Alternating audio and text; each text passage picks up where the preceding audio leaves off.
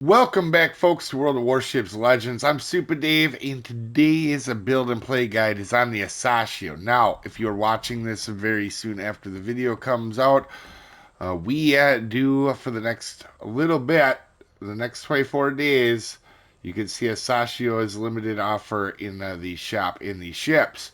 So, figured as good of time as any to do a Asashio guide. And now, I'm gonna be a little bit more upbeat about this ship than other people are. I am very personally, I like the Japanese destroyers, and this is a very good one. Now, if you have the choice between Yukikaze or Sashio, they're the same ship, except for Yukikaze doesn't have the torp reloads and has quicker reloading guns. Yukikaze is a better ship, in my opinion. That being said, a Sashio is a lot of fun if you're a torp boat person. This is a very fun ship. Okay, this was not partial because I do like Japanese destroyers a lot. They're one of my absolute favorite lines in the entire game. But I'm also partial because this was the ship that I learned how to play destroyers in. This is the one where like I kind of figured it out very early on. I got this ship very early. That being said, we're using Commander Sella now. So you could use whatever commander you like. If you have Sella, I think she's one of the most underrated commanders in the game. We're using Eric Bay and Jersey Swirsky. If you wanted to do something else, I completely understand this because it has amazing concealment. But you can out detect anything pretty much at the tier. Uh, her base trait is Singularity Core, giving you a little bit of torp or reload boost.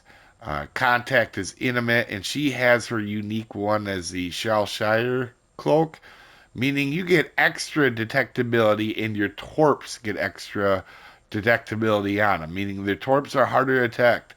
And I'm telling you, 100 meters makes a difference. Okay. Now, in this particular match, you're not necessarily going to see uh, the most torp heavy game that you'll ever run across. I definitely normally have better ones than this, but I've been playing a lot of gunboats lately, so I was messing up on my torps a little bit. That being said, this perk is really cool. Otherwise, obviously, detectability is a good one.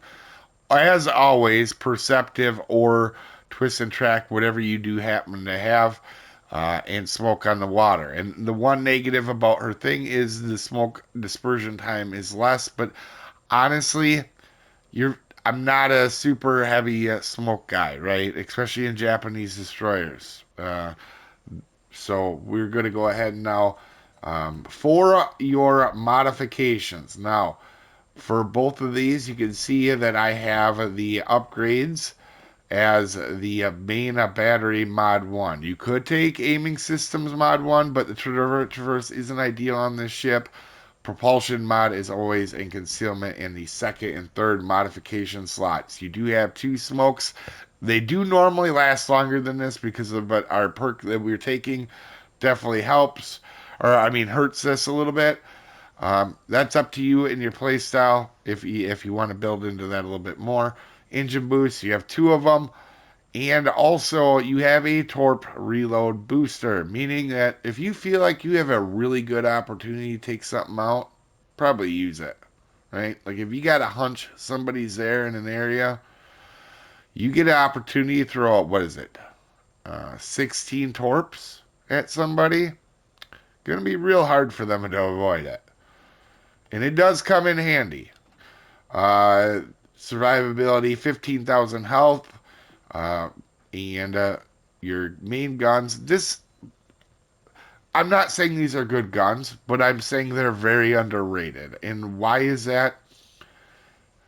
Because people don't expect you to use your guns in a Japanese destroyer. And I'm telling you, you can catch a lot of people off guard when you do it. All right. And the layout on this ship makes it a very good kiting away ship. And I'm going to show that here in a second. But no, these I'm not saying these are good. They have a slow reload. The reload is what hurts these guns the most, but do not underestimate Japanese destroyer guns, including Shimakaze and all of them. This is one thing I cannot stress enough. If you are a Japanese destroyer player and you're willing to use your gun, guns, you can use a lot of, you can win a lot of games that way, catching people off guard. Now, as you can see here, here's the torps. They reload relatively quickly for as much power as you have with them, right? At tier 6, these are solid. And you do have 8 of them. They reload in just over a minute and a half. They're 10 kilometers. They're 68 knots. They're not bad.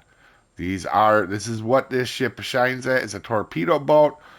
AA defense. There's one guy with like a pea shooter on the back of the ship. That's all it is. Do not rely on your AA at all. Like, you're not going to, but you don't want to. Maneuverability, this thing is pretty solid. It's not overly fast. The turning circle's not bad, and the rudder is pretty good for what it is. Concealment, 4.8. I mean, you can get up next to people, smell what they had for lunch, and then torp them and leave if you want. Like, and they ain't ever know you're there. The concealment on this thing is awesome, and I love it because it gets people detected a lot, and you make them give a hard time, right? So stats on the ship here, not ideal, right? This was the first destroyer that I learned how to play on, particularly as a torp boat. So 61% definitely isn't bad.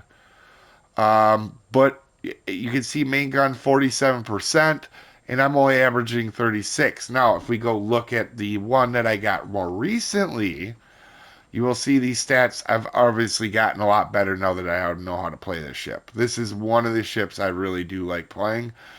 You can see we're winning more. Our damage is significantly more. We're doing more for our team. We have more potential damage away on us.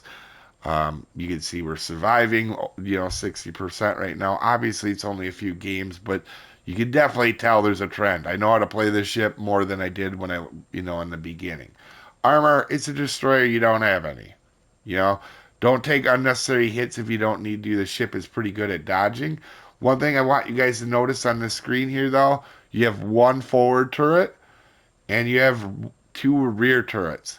And these super firing rear turrets, having most of your guns on the back, in a Japanese destroyer, I wouldn't say this about most ships, but in a Japanese destroyer, where a lot of times you may not outgun somebody, having these facing backward as you kite away from another destroyer that you detected is super handy, or other ships.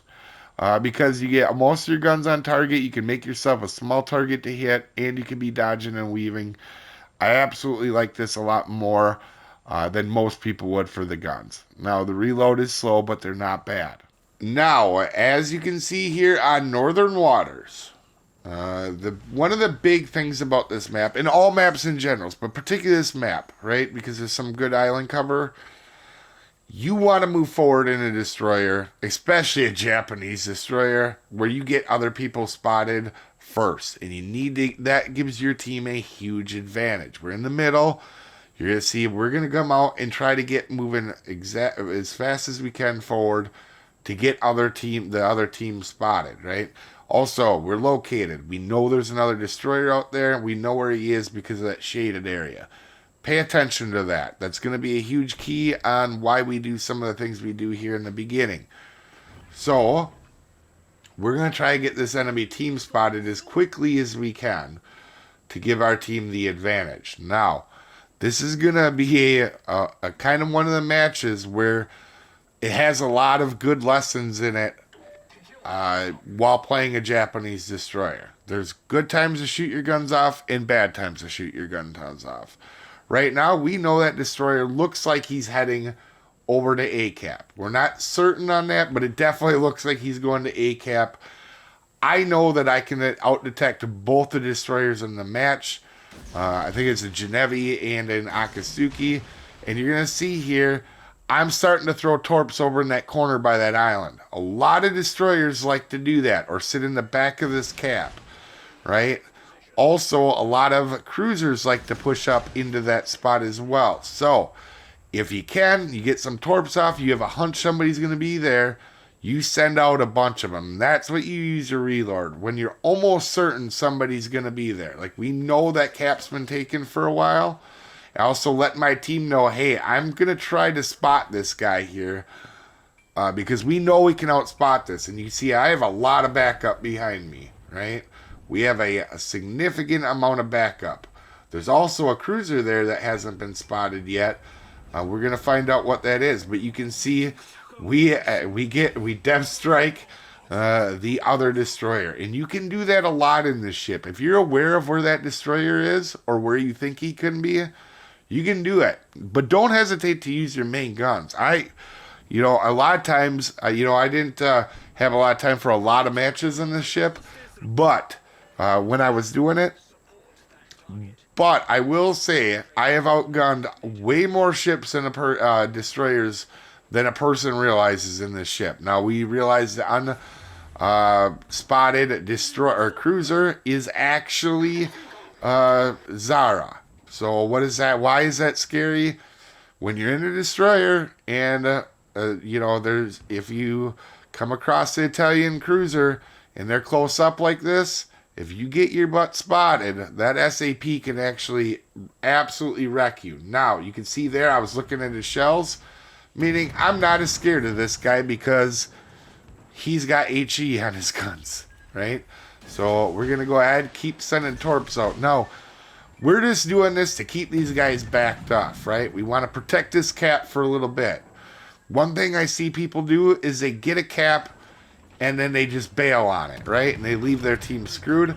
Right here, we know we have spotting from the battleships off to our right, and we have spotting from our battleships off to our left, so we're okay to sit in this cloud our smoke screen right now, and fire off our guns a little bit. Now, for temporarily here for a second, they do go unspotted, right?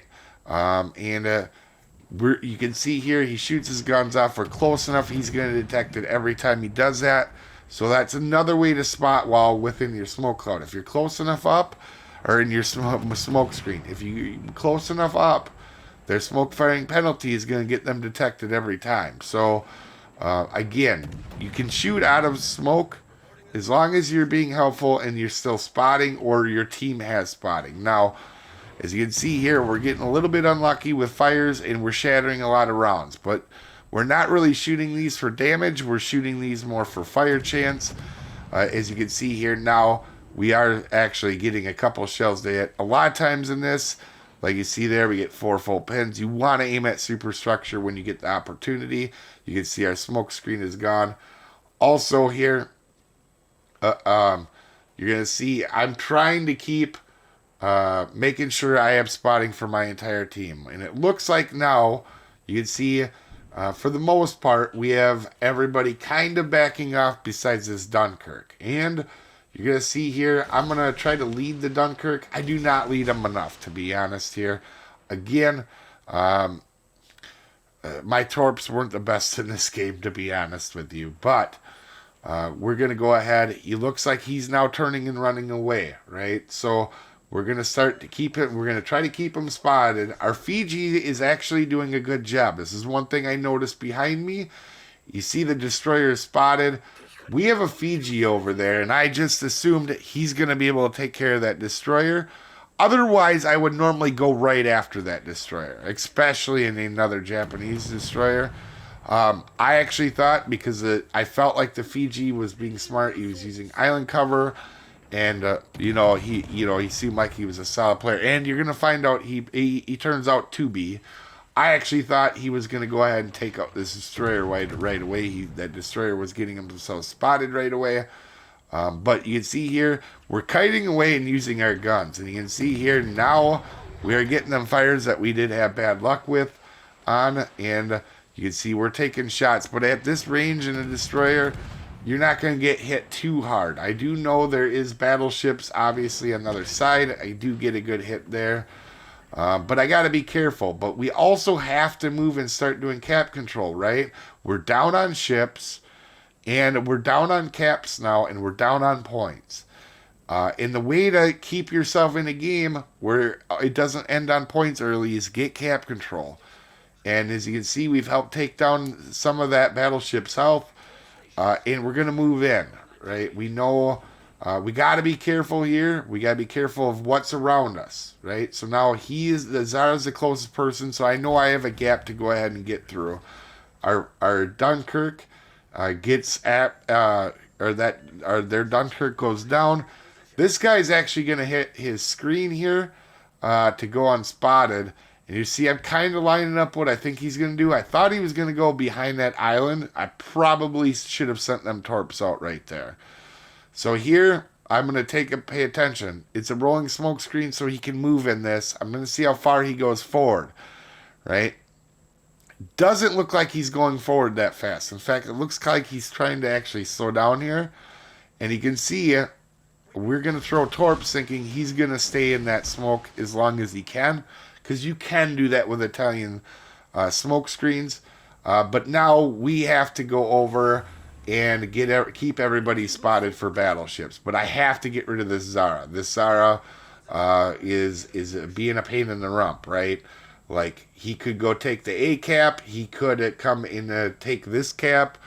Something that you can't necessarily leave alive in this position. He's not running to the back of the map, meaning he's probably not a terrible player either, as we do get our second solo cap here.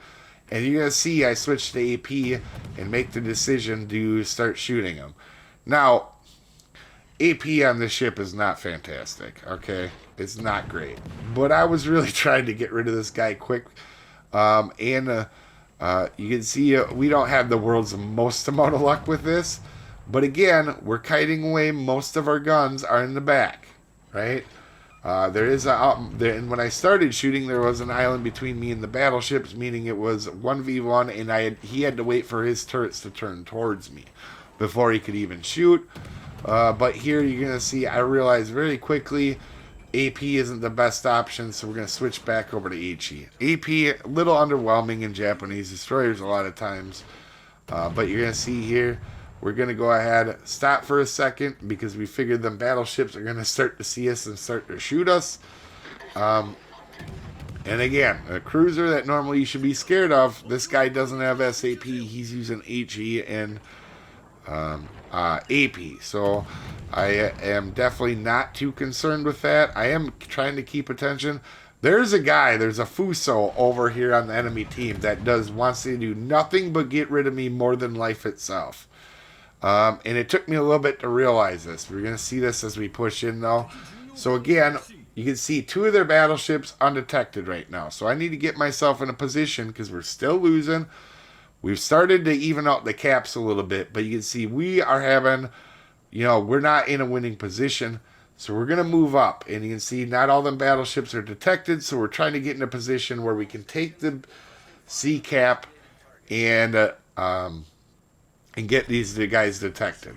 Now, if you're a person that doesn't like the Japanese destroyer line, you might not like this ship. But I do. And you have, with this amount of detection and you can sneak through people, it is actually a lot of fun to also get caps. Now, as I previously stated, our Fiji absolutely wipes the Dev Strikes their destroyer. And I kind of assumed he was going to be able to kill him. I didn't think he was going to Dev Strike him. I actually didn't think it was going to take that long. But kudos to Fiji in this game. He played very well from what I could tell. So we're going to push up and we're going to try to... one other thing you can do in Japanese and in destroyers in general, right, is there's good times to get a couple pop shots off at people. And it can be a big difference. So here, we know we're going to an island. He can't turn his guns quick enough no matter what anyway. I probably should have fired earlier. But we're going to go ahead and move up. And we're going to try to get this cap and keep him spotted. That's the big thing, is we can spot these guys.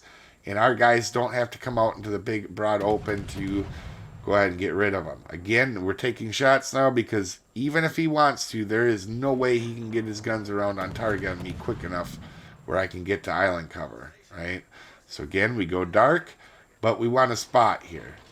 So you're going to see over here, this Fuso is really going to want to kill me. And kudos to him, because any battleship that wants to get rid of a destroyer is a good thing. This is the battleship that's been taking shots at me while I was fighting Zara. And I didn't realize it at first, right? Like, But here you're going to see very quickly that he is really going to want to get rid of me. Like, he's even trying to take blind fire shots. He's doing a decent job. Like, I get it. He's trying. So, again, we're going to take a little pop shot before we go behind the island. They're both being spotted right now. I don't need to do that. So, we're going to get our third solo cap, right? That doesn't sound important, but look at the score now. We've changed the caps. We've changed the score.